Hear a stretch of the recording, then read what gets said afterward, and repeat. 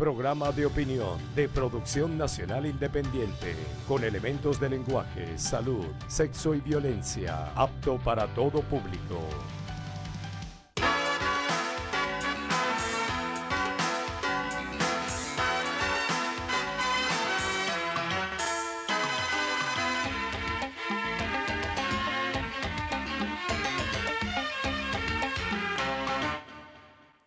Amigas y amigos, es indudable el creciente apoyo al diálogo en Venezuela. Más del 80% de la población respalda esa opción, de acuerdo a todas las encuestas.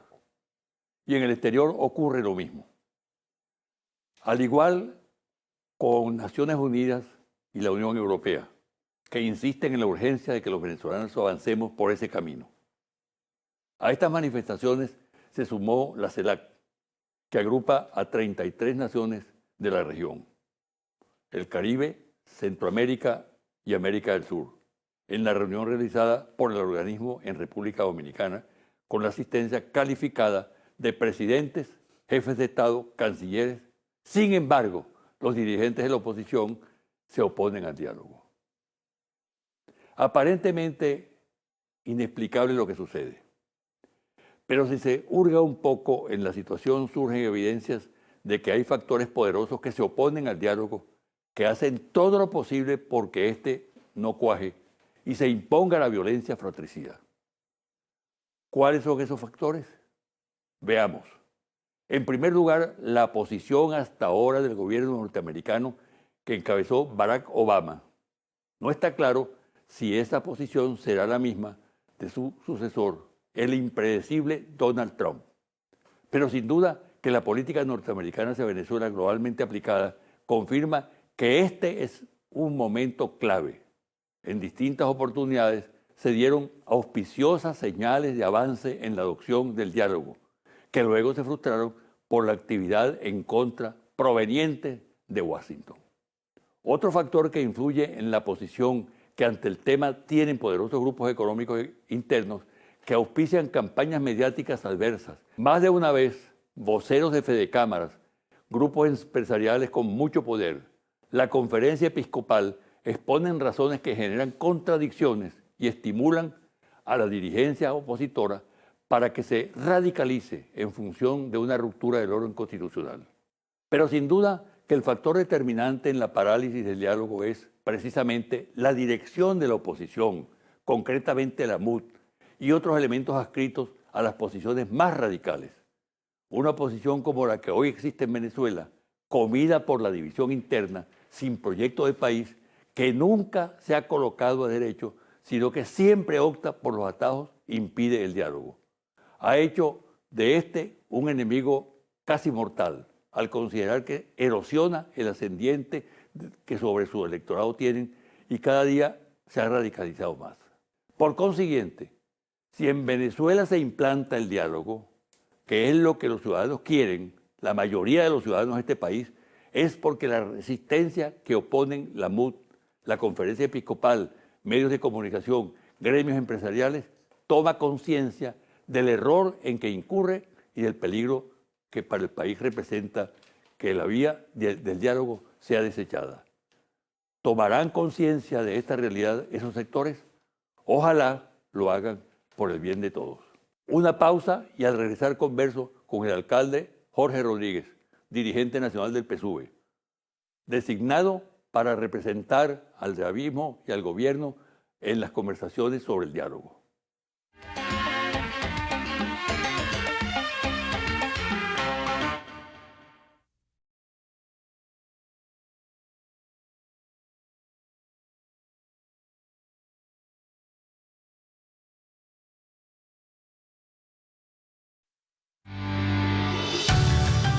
Estás viendo José Vicente Hoy.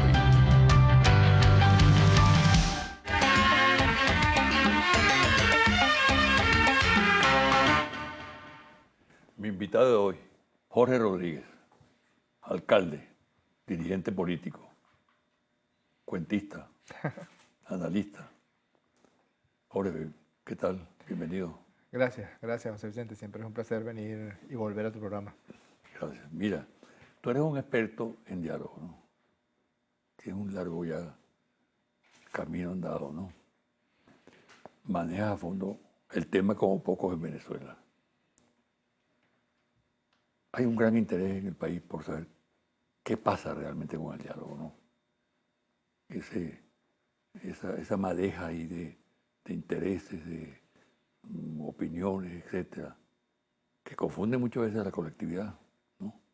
A pesar de que la mayoría de los venezolanos, de acuerdo con todas las encuestas, más del 80% está a favor del diálogo, ¿no? Yo creo que quienes se han convertido en unos verdaderos expertos en el diálogo ha sido la Revolución Bolivariana, el gobierno bolivariano primero con el comandante Chávez y ahora con el presidente Nicolás Maduro, siempre han tenido una profunda vocación y disposición para el diálogo, en primer lugar, con la sociedad. Si algo caracterizó a estas décadas de la Cuarta República fue una desconexión muy profunda entre los dirigentes políticos, entre los gobiernos y la sociedad en general. Y si algo caracterizó desde los primeros momentos el gobierno de Hugo Chávez fue la reconexión con esos sectores de la sociedad que se habían sentido excluidos. Y esa reconexión forma parte de un diálogo profundo con los trabajadores, diálogo profundo con los jóvenes, diálogo profundo con las organizaciones del poder popular, diálogo profundo con los productores, etc. Y además, ha habido en las distintas etapas de la Revolución Bolivariana una disposición para el diálogo con la oposición política en Venezuela. Varios son los ejemplos. Tú fuiste partícipe de algunos de ellos, de los más importantes, inmediatamente después del golpe de Estado de abril del 2002. Cualquiera esperaría que el gobierno de Hugo Chávez hubiera tomado represalias para quienes perpetraron ese golpe de Estado y a lo que inmediatamente llamó Chávez fue al diálogo. Después en el año 2002 fue igual, cuando se dio todo ese proceso de intentar recurrir nuevamente a la violencia, al sabotaje petrolero, lo que promovió el presidente Chávez. Tú participaste en esa mesa de negociación y acuerdo, fue el diálogo a través con la mediación, en este caso de César Gaviria. Y así, en distintas etapas, cuando se dio el proceso de la violencia tremenda que costó 43 venezolanas y venezolanos asesinados. En el año 2014 el presidente Maduro convocó a una serie de diálogos, no fue un solo diálogo, convocó al diálogo a la oposición política, pero también convocó a los empresarios, a los trabajadores, a los productores, al poder popular, a diálogos en Miraflores y a diálogos en los 23 estados del país. Ahora, Jorge, te repregunto, si es así por parte del chavismo, que es una fuerza política y social muy importante del país, la mayor fuerza política y social del país, y el gobierno, que son partidarios del diálogo, que lo han ratificado permanentemente, ¿por qué en este momento, en el momento que estamos conversando aquí, la impresión que hay es que el diálogo está al borde de la tumba, ¿no? Bueno, el diálogo es un proceso, así lo definió Sí, de manera exacto. magistral el Papa Francisco y yo hago mío esa definición. Es un proceso complejo y parte de las complejidades que este diálogo tiene, lo tuvo en el año 2014 cuando se levantaron de la mesa de diálogo los sectores de la MUD y descabezaron a su secretario ejecutivo, recuerdas, a Ramón Guillermo Aveledo, con quien habíamos avanzado en el proceso de diálogo en esa oportunidad. Creo que la cosa va por el mismo camino en esta oportunidad. ¿Quién es el descabezado ahora?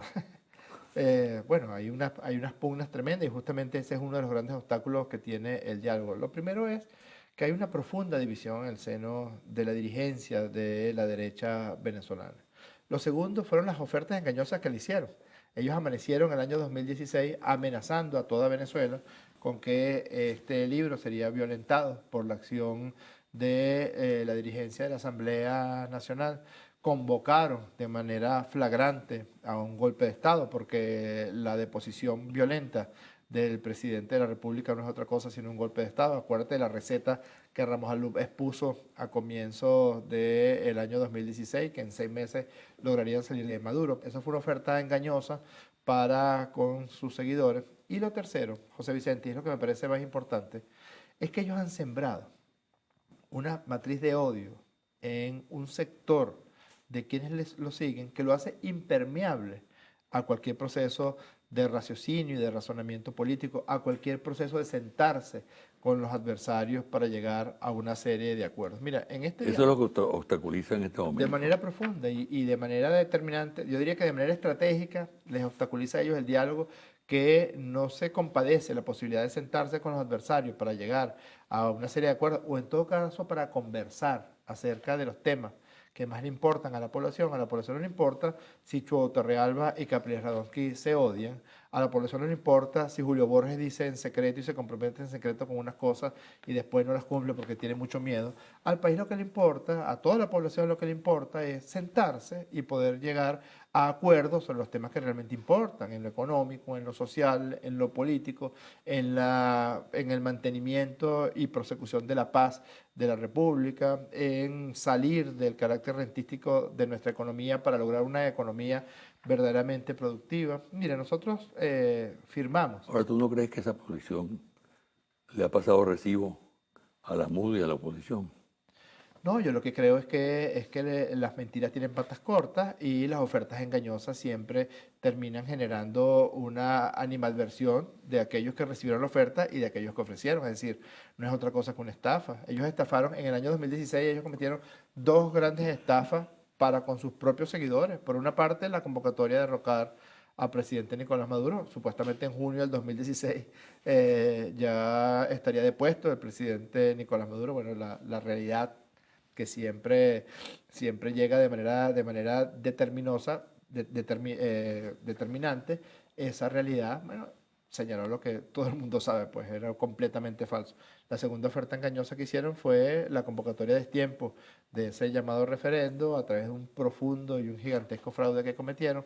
Entonces, desde ese punto de vista, la gente termina diciendo, bueno, si lo que tú me estás diciendo siempre es mentira, ¿por qué tengo que seguirte creyendo las siguientes mentiras? ¿Qué elemento probatorio puedes tú presentar en este momento? Fíjate, José Vicente, Que apuntale lo que estás diciendo. ¿Cómo no? Se han difundido muy pocos documentos, muy pocos estos documentos que firmó la oposición venezolana. La oposición firmó un documento en el mes de noviembre, de forma conjunta, con presencia de los acompañantes, que se llama Declaración Conjunta Convivir en Paz. Es yo creo que es una de las declaraciones más importantes que han habido en Venezuela en los últimos 10 años, porque establece un compromiso por parte de la llamada MUD y de las fuerzas de la revolución a desarrollar el trabajo político sin recurrir al insulto, sin recurrir a la diatriba, sin recurrir a los intentos de violencia o de fuerza en contra de una fuerza política. Y bueno, si algo resulta obvio es que incumplieron de forma palmaria con esos compromisos. Aquí está además los compromisos a los que llegó en presencia de Monseñor Cheli, del presidente Samper, Rodríguez Zapatero, Martín Torrijos, Leonel Fernández. Llegamos a una serie de acuerdos, a 5 acuerdos en el área económica y social, en el campo político, en el campo de soberanía. La oposición dice que ustedes no cumplieron esos acuerdos. Completamente falso. Nosotros cumplimos absolutamente todos los puntos. Y en la condición de proceso que tiene el diálogo, nosotros estamos todavía sentados en la mesa de diálogo, se establecieron mesas por cada uno de estos puntos, mesas de trabajo, se avanzó de forma determinante. Lo que ocurre es que hay un sector de la dirigencia opositora que no quiere el diálogo, es así de simple. O sea, Capriles Radonsky está completamente negado a la posibilidad de conversar y de discutir y de trabajar con los temas fundamentales del país. López. Los sectores de Voluntad Popular, que es un partido que tiene dos compulsiones muy peligrosas. Una es una compulsión a la violencia, de forma permanente, de forma reiterada.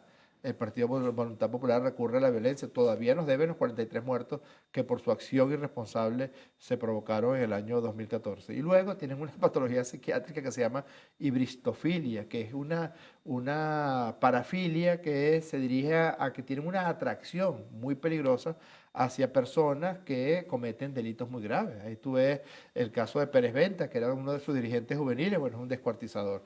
El caso de Gilbert Caro, que es un asesino, un narcotraficante, pues ahora lo ensalzan como un héroe de Voluntad Popular. Hay un grupo de gente entre el sector dirigente de Voluntad Popular que tiene esa parafilia tan preocupante. La posición de Primera Justicia.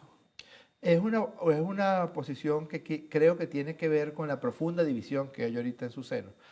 Ya no pueden ocultar la diatriba brutal que se ha generado ahora, por ejemplo, entre Capriles y entre Chuo Torrealba, tiene mucho que ver con el control del partido Primero Justicia, la tibieza y el incumplimiento de la palabra a la que tú y yo estamos acostumbrados por parte de Julio Borges tiene que ver también con quién va a controlar Primero Justicia, y en última instancia soltaron unos demonios que ahora no pueden amarrar, que es el demonio del odio, el demonio de la violencia, el demonio de siempre denostar del chavismo, de los dirigentes del chavismo, de los símbolos del chavismo. Hace poco uno veía una cosa brutal, espantosa por parte de Ramos Alub, que yo no creo que sea un viejo loco, yo creo que Ramos Alub tiene un plan, así como el discurso de Hitler prendió en sectores desesperados de la población alemana, el discurso de Ramos Alub está dirigido hacia esa parte de la población que fue profundamente infestada por el odio. Cuando él insulta a Ezequiel Zamora, cuando él insulta a Simón Bolívar,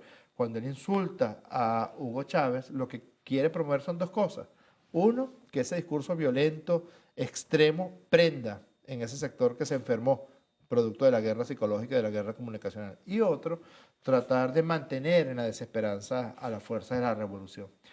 La respuesta ha sido, yo creo que ha sido muy contundente y muy hermosa. Tú ves la cantidad de pueblo que se regó por el Paseo Monumental de los Próceres para acompañar al bicentenario de Ezequiel Zamora, y esa es la respuesta que Ramos Alub se merece. Y si ves la cantidad de gente que colmó las calles para llevar a Fabricio Ojeda al Panteón Nacional, es también una respuesta a los asesinatos, a la violencia, a los insultos. Yo creo que ellos hicieron una apuesta muy riesgosa que ya creo que les fracasó, que es apostar a cualquier cosa que signifique violentar la Constitución. Ellos apostaron a que la violencia se impusiera, porque la paz es enemigo de sus objetivos políticos. Te pregunto, ¿es esa la actitud de todo el sector opositor de la MUD?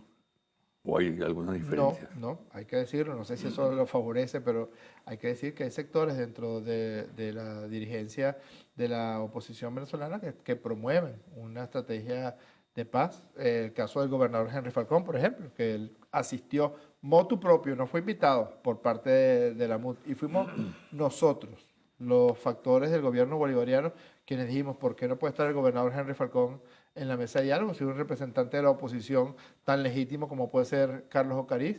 Y casi que fue impuesto por parte nuestra que el gobernador Henry Falcón participara. Incluso, yo no sé si esto es una infidencia, pero bueno, me atrevo a hacerla. Una confidencia, ¿no? Incluso Capriles Radonsky propuso que sacaran a Henry Falcón y que él fuera el representante de los gobernadores, porque en el punto 5 del acuerdo de esa mesa del día 12 de noviembre del 2016 se propone incorporar un gobernador, y nosotros hicimos esa propuesta de manera de que el gobernador Henry Falcón estuviera por la oposición y por parte del gobierno bolivariano estuviera el actual vicepresidente Tarek El Aissami, gobernador del estado Aragua para ese entonces. Pero resulta que Capriles en esa misma reunión le dijo a su representante o a los representantes de la MUD, porque Capriles ya ni siquiera está dentro de la MUD casi, les dijo que no, que si iba a ser Falcón, él prefería ser el representante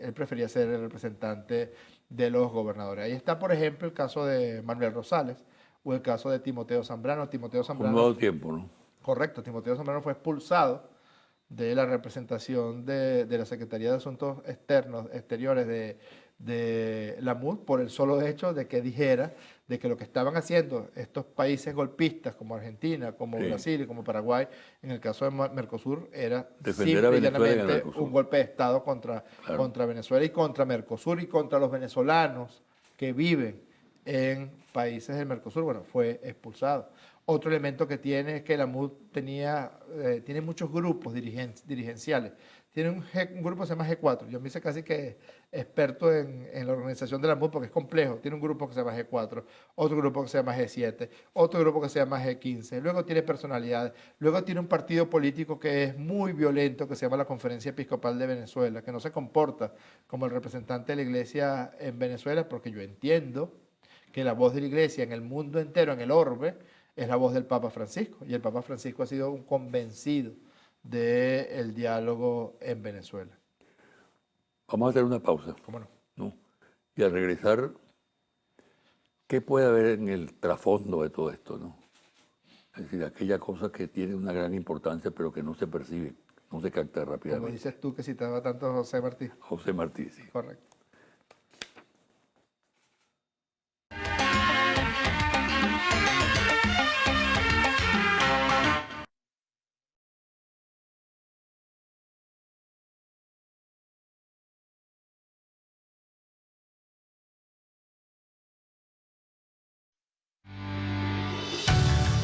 Estás viendo José Vicente Hoy.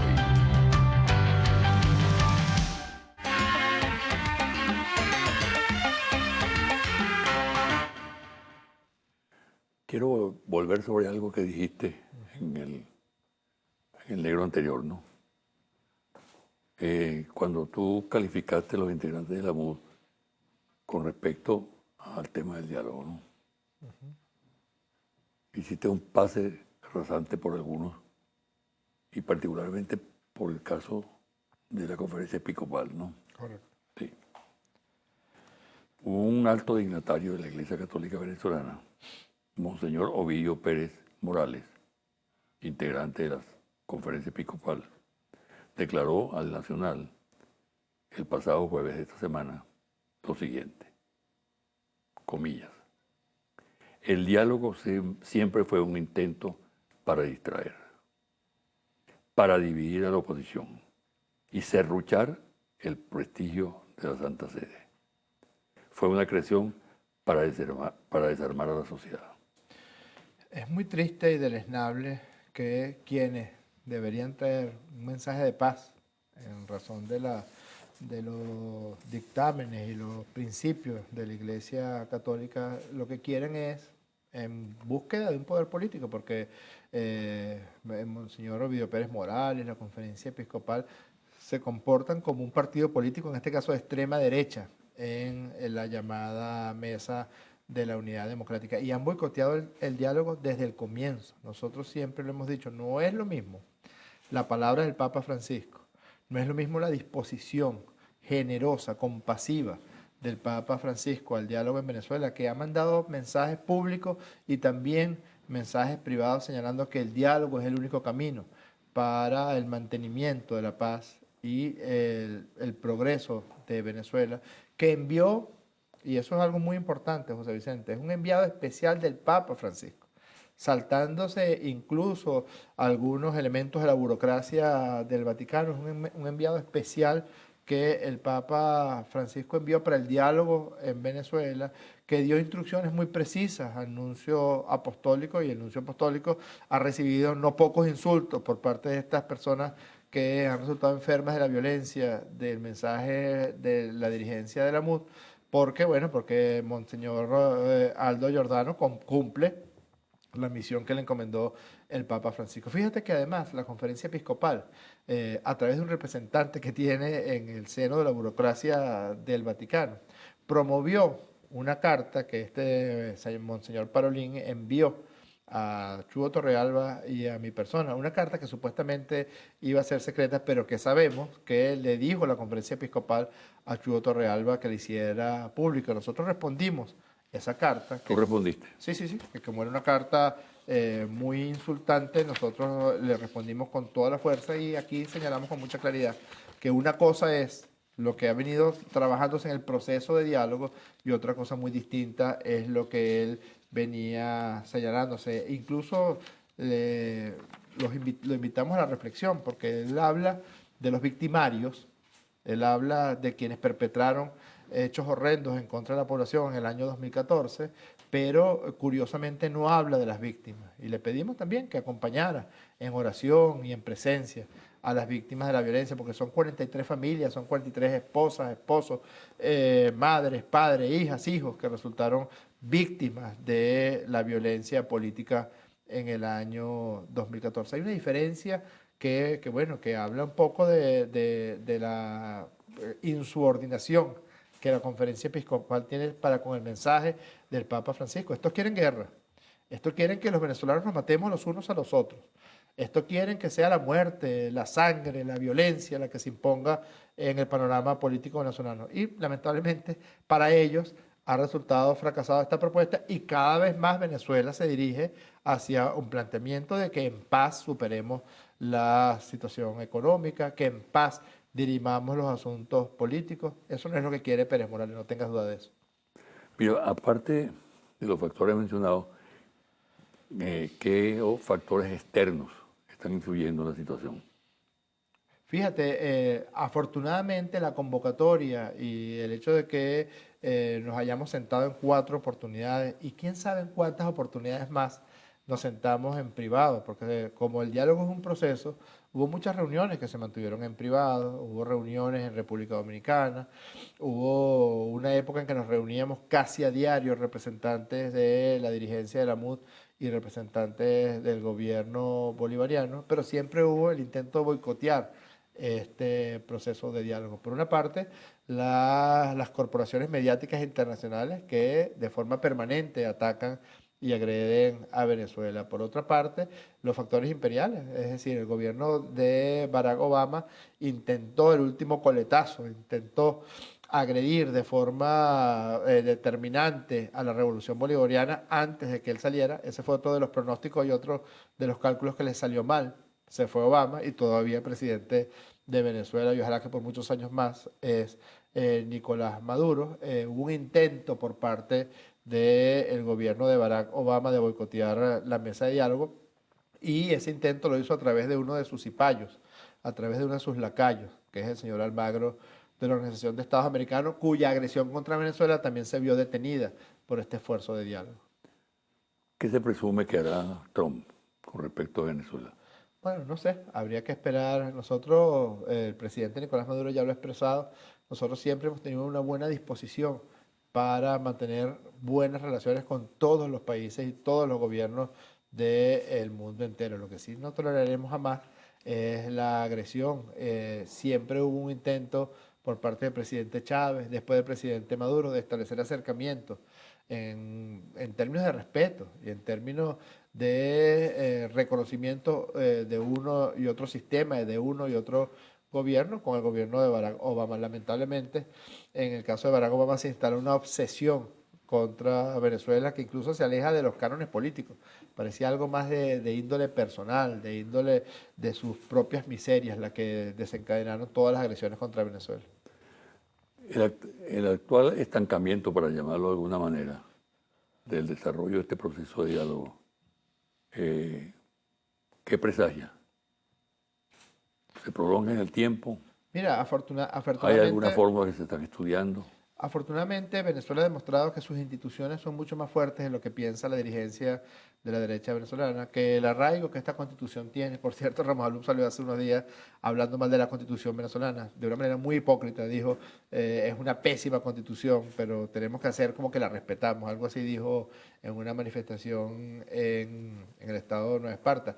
Yo no sé si ese lóbulo frontal de Ramos Alum le permite hacer ese tipo de infidencia y ese tipo de deslice, pero así lo dijo, que es una constitución muy mala, pues esta es una constitución que el pueblo ha cuidado y ha respetado a todo lo largo de este proceso revolucionario.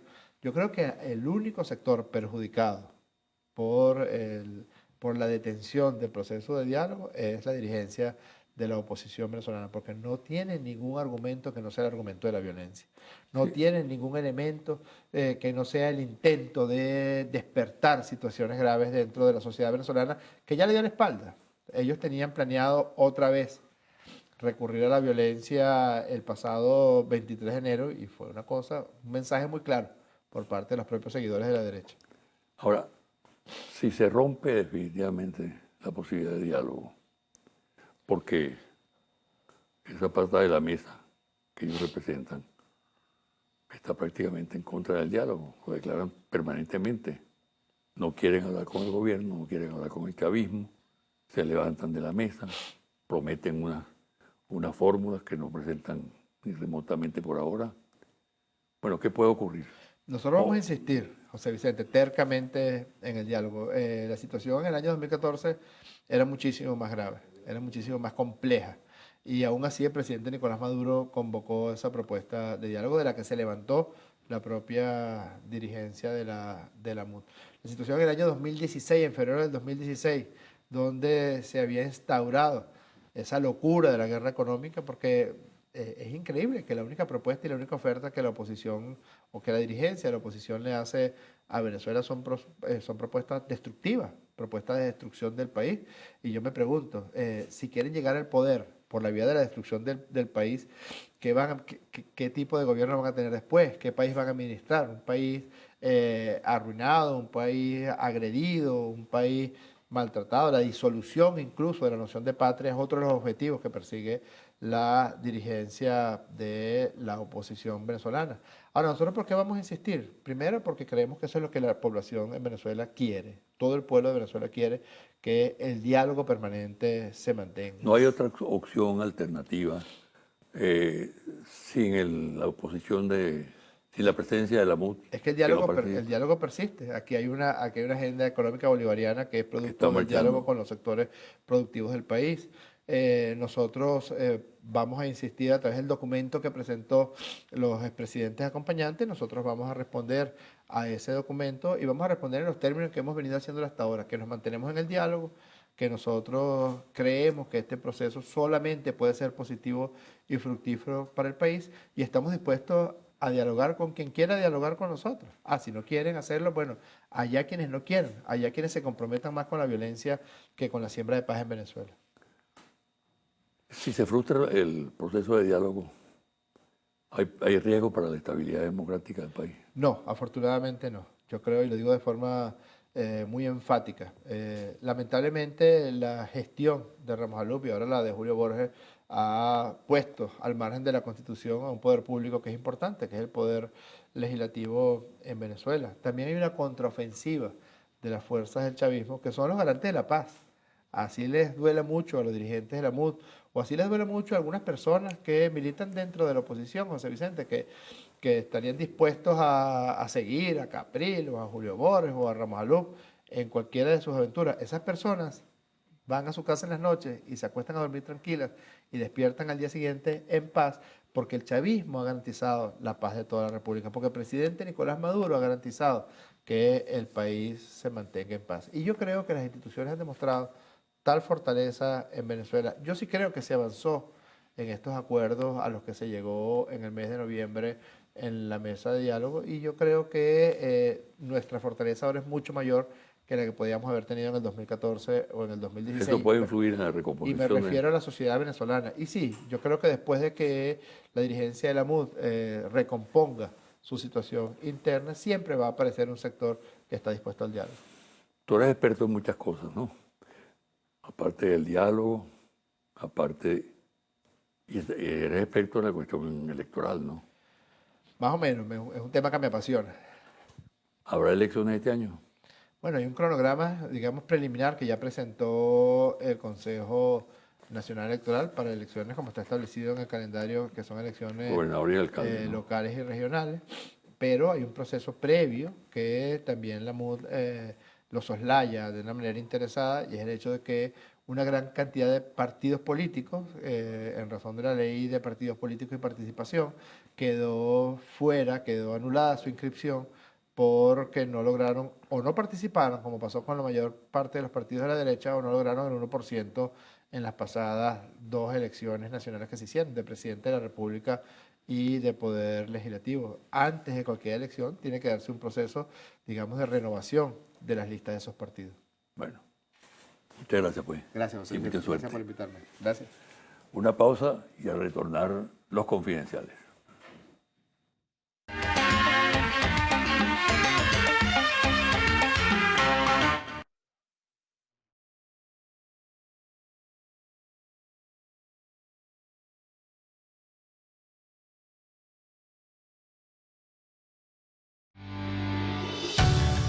Estás viendo José Vicente Hoy.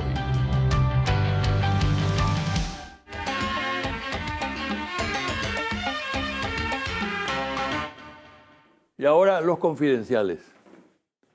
En un trabajo especial de grado para optar a la especialización en inteligencia militar de dos valiosos oficiales presentado en la Universidad Militar Bolivariana de Venezuela, titulado Análisis de documentos tácticos operacionales de las fuerzas militares colombianas sobre la operación militar Fénix para la apreciación de la amenaza de invasión limitada. Así se titula el trabajo. Se formulan diversas hipótesis y se hacen preguntas de este tipo. ¿Qué estrategias operacionales de intervención contra la República Bolivariana de Venezuela podría realizar Colombia para orientar el comportamiento de sus fuerzas militares en función de lo observado en los documentos tácticos operacionales sobre la operación Fénix? La pregunta que revela inquietud en oficiales de la Fuerza Armada Nacional Bolivariana es pertinente. En próximo programa tomaré del referido trabajo la explicación sobre la llamada Operación Fénix. Cuando la canalla se ensaña en la memoria de Hugo Chávez, desconoce su valor y sus méritos y lo que representa para amplios sectores populares, surge un adversario del presidente, el politólogo Carlos Raúl Hernández, quien publicó en su columna en el diario El Universal con el título Profetas armados, desarmados e ingenuos del 8 de enero de este año, comentarios que distan de la ignorancia patética de los adversarios del líder bolivariano. Diferí por unas semanas comentar el trabajo de Hernández. Ahora lo hago para contrastar el criterio de un analista inteligente con la basura que la derecha venezolana lanza contra Chávez. Hernández escribe, cito textualmente, comillas, sin armas, aplastado militarmente, en pocos años Chávez se recupera, gana las elecciones y desarticula todo lo que lo rodeaba. Su habilidad excepcional desarmó pieza a pieza un poder construido en 40 años.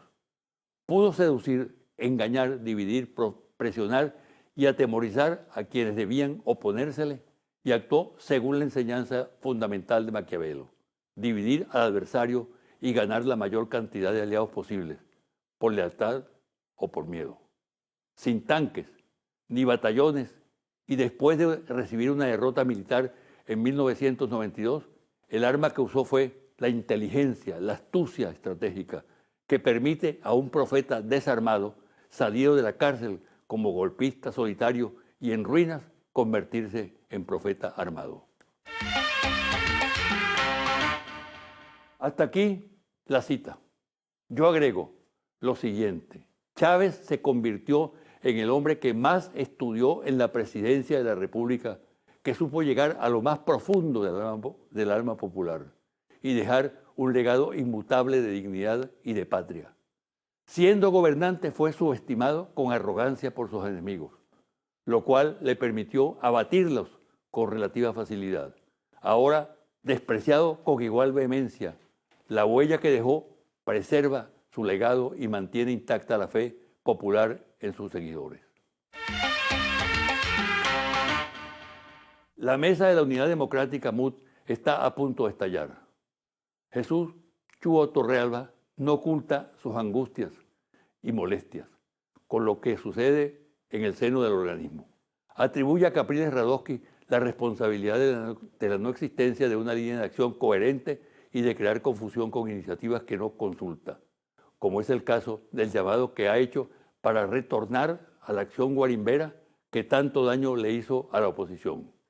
Por otro lado, se extreman las tensiones entre Primero Justicia, que tiene como aliado a Voluntad Popular, el partido de Leopoldo López, y Acción Democrática, Un Nuevo Tiempo, el partido de Manuel Rosales, toma distancia y ha optado por adelantar una política propia.